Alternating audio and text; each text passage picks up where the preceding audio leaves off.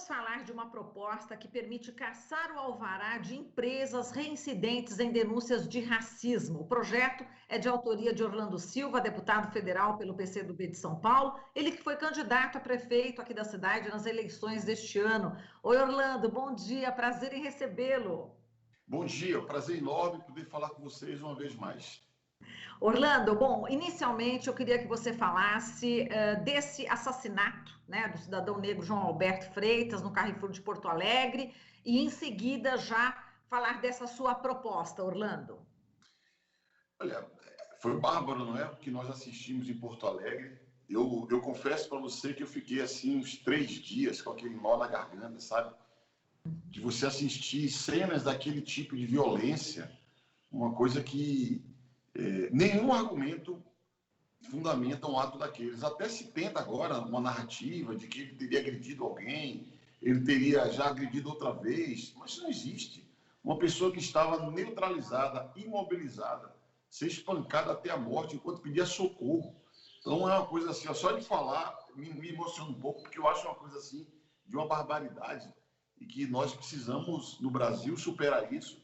Eu sinto que o ambiente político acaba repercutindo nesse tipo de conduta das pessoas. Quando a gente critica o presidente da República, não é nada pessoal.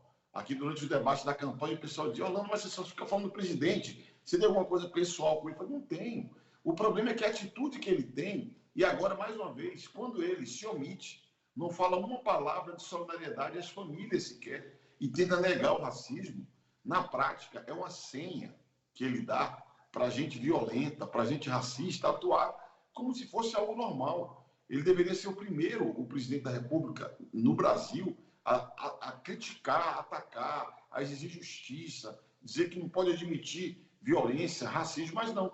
E quando ele fica omisso, é um sinal verde para que esse tipo de conduta continue acontecendo no país. Então, eu diria assim que foi algo muito chocante. A meu ver, foi equivalente ao que aconteceu com o George Floyd nos Estados Unidos.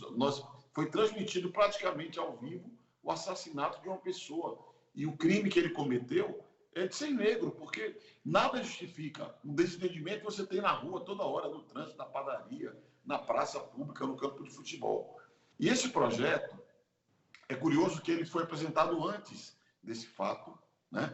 Foi apresentado porque durante a campanha eleitoral aqui em São Paulo, eu tomei uma decisão de que a minha candidatura teria 3 atributos. Primeiro, uma candidatura anti-Bolsonaro, porque, na minha visão, nós temos que enfrentar esse projeto que tem uma dimensão histórica, essa nossa luta.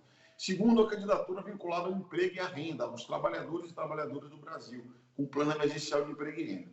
E terceiro, uma candidatura antirracista, pela minha condição de negro e porque estou convencido que com racismo não há democracia. Então, nós procuramos desenvolver várias propostas de combate ao racismo e uma delas é nós aplicarmos como sanção aos estabelecimentos em que há crime de racismo a cassação de alvará. Porque qual que é a lógica nossa? Não adianta dizer que a culpa é de segurança. Os 2 seguranças do Carrefour foram demitidos. E daí? A empresa terceirizada pode ter o contrato rompido. E daí? E daí?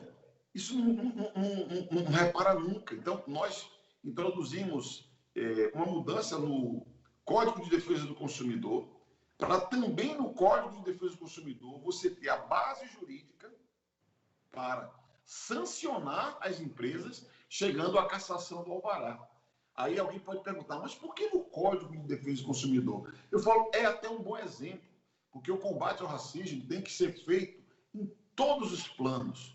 Não é um problema apenas do direito penal, não é uma questão da Constituição. Nós temos que ter, atravessando todas as políticas públicas. E, no caso concreto, tem que bater onde mais dói, que é no bolso das empresas, porque elas têm que ter responsabilidade daquilo que acontece no seu ambiente. E no caso do Carrefour, a gente sabe que é uma empresa reincidente, né, Orlando? Claro que é mais grave ainda. E não adianta você participar da iniciativa contra o racismo. Aí coloca os 2 tostões num programa de ação afirmativa e fica com a consciência tranquila. Não pode. Ou, como eles estão propondo agora, um dia de vendas vai ser dedicado a financiar projetos. Eu acho tudo isso muito bom, só que é o seguinte, é inaceitável, é inadmissível E o problema é que isso acontece no cotidiano. Nós não podemos continuar achando que é normal um jovem negro entrar no shopping center e passar a ser perseguido pelo segurança. Isso não é normal, porque as condições, os fatos extremos, como foi esse, choca todo mundo. Só que, antes desse fato extremo, há uma escalada de fatos que são violência e que são atos de racismo. Outro dia, aqui no supermercado da Zona Sul de São Paulo, um homem negro foi açoitado com fios de cobre. Então, nós temos que romper com a tolerância. Nós não temos que ter tolerância com esse tipo de atitude que é da barbárie. Nós temos que combater em toda a linha, envolver todo mundo, como diz a Angela Davis. Não basta você não ser racista, você tem que ser antirracista. E a luta antirracista não é a luta só dos negros. É muito importante que nós tenhamos essa consciência que é necessário envolver todas as pessoas que compreendem que não pode haver democracia com racismo, para que nós possamos superar, não apenas com leis, mas enfrentando esse tema no nosso cotidiano. Agora, Orlando, você falou a questão, né, do direito do consumidor. A gente sabe que o PROCON deu aí 72 horas, né, para o Carrefour se explicar em relação à morte do João Alberto. O próprio Instituto de Defesa do Consumidor também está apoiando o boicote contra o grupo Carrefour. Enfim, são medidas também importantes e nessa linha do consumidor, da questão da cidadania, né, Orlando? Com certeza. E são medidas políticas também. Sim. Porque quando você organiza um boicote, isso é um ato de consciência. Aliás, o Carrefour, em respeito à tragédia, deveria, no mínimo, fechar aquela loja. Ainda que fosse temporariamente, como se fosse respeito ao luto das famílias que foram alcançadas por esse assassinato. É inaceitável. No dia seguinte, abre como se nada estivesse acontecendo. Isso não existe. Então, eu considero que, felizmente, na minha percepção, cresce na sociedade brasileira a repulsa a esse tipo de fato. Se é verdade que tem muita gente que tenta naturalizar esse tipo de violência, ao mesmo tempo, na minha sensibilidade de homem negro, que é ativista do tema, que há muito tempo convive com essa questão, nós percebemos que cresce à frente o número de pessoas que compreendem a necessidade de superar o racismo. É mesmo a questão do machismo. Nós temos que compreender que não tem como. Nós temos uma sociedade de verdade que possa se dizer democrática se a mulher é vítima de violência, de feminicídio, é vítima de abuso no transporte público, ou mesmo a questão da LGBTfobia. Não pode, por uma condição, você ser agredido na rua. Então, isso é sinal de maturidade da sociedade brasileira, a repulsa a essas formas de violência, que é muito importante. Algumas são mais seculares, como é o caso do racismo e mesmo do machismo, e outras são contemporâneas. Mas todas são abjetas, todas merecem a nossa condenação e o nosso enfrentamento. Muito bem, eu vou repercutir aqui algumas falas dentro do Jornal Brasil Atual que a gente teve, já em relação a esse caso do João Alberto, Orlando. Nós tivemos aqui a presença também do Adilson Paes, ele que é coronel, né, aposentado, tenente-coronel aposentado da reserva da Polícia Militar, ele é doutor pela Faculdade de Psicologia da USP, mestre também pela Faculdade de Direito da USP, ele é muito ligado à defesa dos direitos humanos e ele lançou um desafio aqui no Jornal Brasil Atual, ele falou, desafio Carrefour, para provar que não é racista, como dizem, né, em notas, dizer o seguinte, reconheça a falha e não conteste a ação, porque o que ele imagina é que o Carrefour deve contestar a ação, enfim, deve negar tudo que a justiça, né, enfim, tudo que a família, né, deve estar entrando na justiça em relação à morte do João Alberto. Queria que você falasse um pouco, né, sobre esse desafio. Será que o Carrefour vai reconhecer a falha, não vai contestar a ação, não vai colocar advogados aí justamente para ir contra a família do João Alberto? E também um outro ponto que ele destacou, que eu acho muito grave, ele disse o seguinte, que o número de empresas de segurança particular, né, o número de policiais, o número de seguranças que fazem parte dessas empresas, o número é maior do que todo o efetivo da Polícia Militar no Brasil. Um efetivo 82 mil policiais e seguranças a mais do que a própria PM. Como é que você vê também essas empresas que são sempre ligadas também a policiais militares. Esses dois Eu pontos. acho que a ideia do coronel é muito interessante. O Carrefour tem uma chance, ou teria uma chance, o Carrefour, de se posicionar e mostrar que não é bravata, não é demagogia, não é oportunismo dizer que tem algum compromisso de combate ao racismo. Eles argumentam que fazem parte de projetos de combate ao racismo. Então, o coronel deu uma boa dica. Eles poderiam assumir a responsabilidade e, em respeito às famílias, inclusive, deveria não só indenizar, mas deveria adotar outras medidas. Eu dou um exemplo prático e simbólico, não é? Fechar aquela unidade por um tempo, para de pensar só no lucro. Saiba que causou dor, saiba que isso feriu a sociedade brasileira, não só a família que está destroçada, porque você perde um ente querido, um homem novo, 40 anos de idade, você fica destroçado, mas você feriu a alma, a sociedade brasileira está ferida.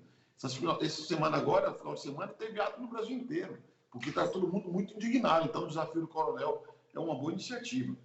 Esse tema das empresas de segurança pública, eu diria que isso talvez seja um problema que gravíssimo em gestação. Segurança privada, né, Orlando? Segurança privada. Sim, segurança privada. Nós estamos nos acostumando a falar de milícia pensando no Rio de Janeiro. Uhum. Nós pensamos sempre em milícia e Rio de Janeiro. O fato é que o padrão de funcionamento de milícias, que é proteção remunerada da sociedade, para além das forças de segurança pública, é algo que está se espalhando no Brasil inteiro. Aqui em São Paulo é muito comum empresa de segurança privada, oferecendo proteção a regiões inteiras, e ela é feita pactuada com forças de segurança pública. Então, um dado bairro, você tem a circulação muito mais intensa de forças de segurança pública, da PM, por exemplo, e em troca disso, você tem um caixinha que é pago para essas empresas de segurança privada que cuidam daquela região. Isso acontece em condomínios, isso acontece em ruas, em bairros inteiros.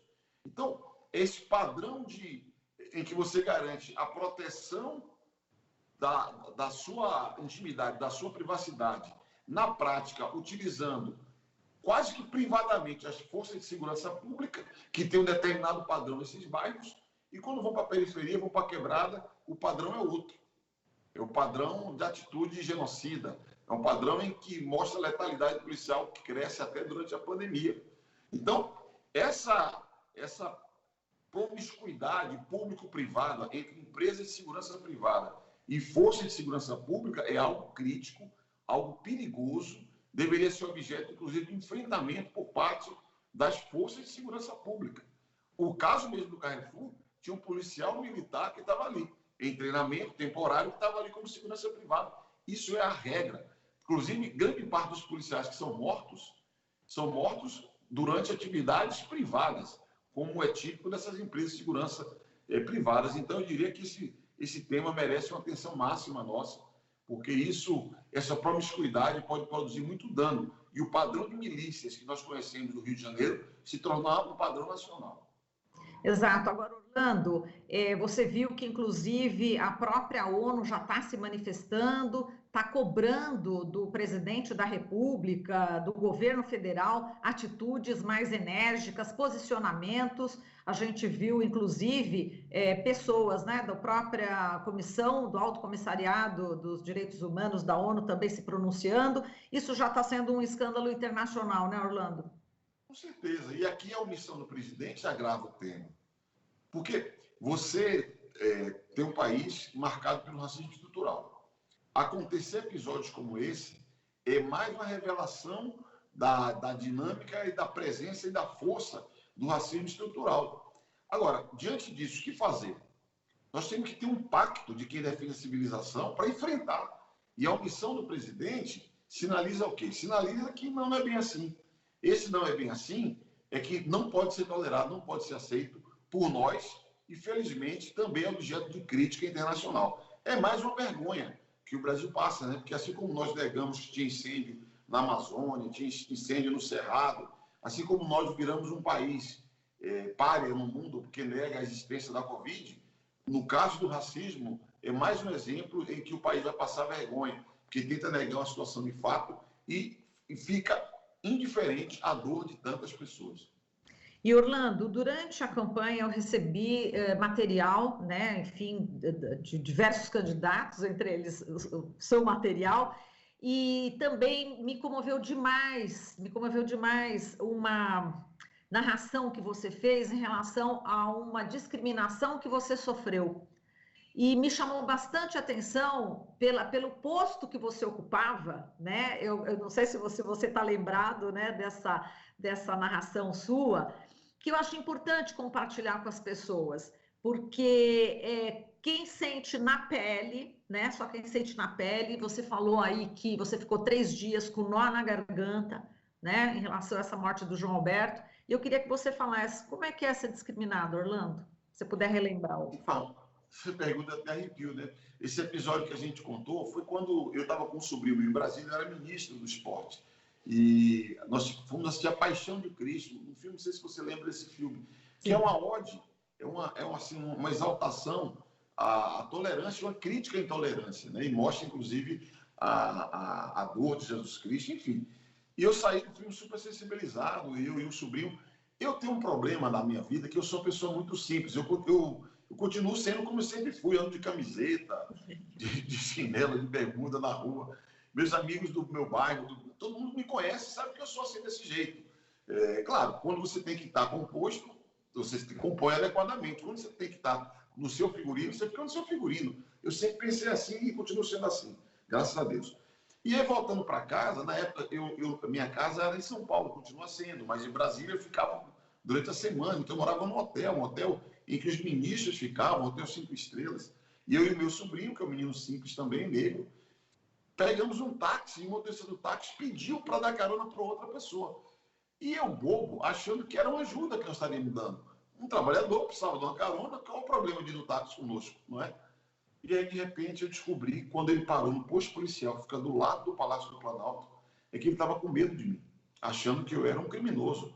Afinal, por que eu iria naqueles trajes para o hotel 5 estrelas em Brasília? Como pode?